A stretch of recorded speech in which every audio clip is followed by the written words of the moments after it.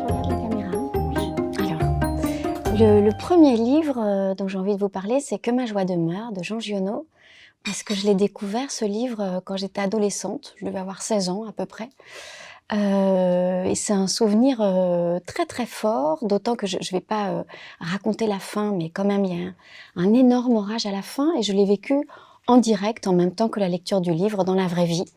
Un orage avec la foudre qui tombait dans le champ en face de là où j'étais, et qui a coupé un arbre en deux. Enfin, c'était assez étonnant cette synchronicité entre ma lecture et ce que j'étais en train de vivre. Mais au-delà de ça, déjà rien que le titre, Que ma joie demeure, c'est un beau programme. Et puis c'est l'histoire d'une vallée en Provence, évidemment, Giono, ça se passe toujours là-bas, d'une vallée avec des gens qui sont tous isolés, qui se parlent plus.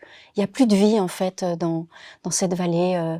Chacun vit dans son coin et s'est fâché ou s'ignore.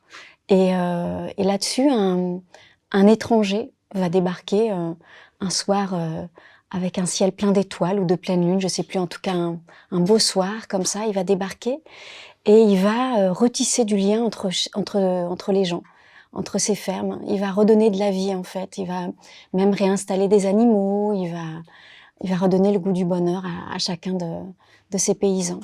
Voilà, donc je trouve que c'est un beau livre à relire aujourd'hui, avec ce qui se passe en ce moment, avec ces migrants autour de nous qu'on peut avoir tendance à repousser. L'histoire de cet étranger qui finalement redonne du goût à la vie à chacun d'entre nous. Et il se trouve aussi que Jean Giono, je l'ai joué plus tard, puisque j'ai tourné dans Le Hussard sur le toit de Jean-Paul Rapneau. Donc j'ai relu après tout Giono, et j'ai relu Que ma joie demeure. Voilà, et j'ai adoré en fait, là encore, vivre un peu dans les pages de Giono grâce au film Le Hussard sur le toit.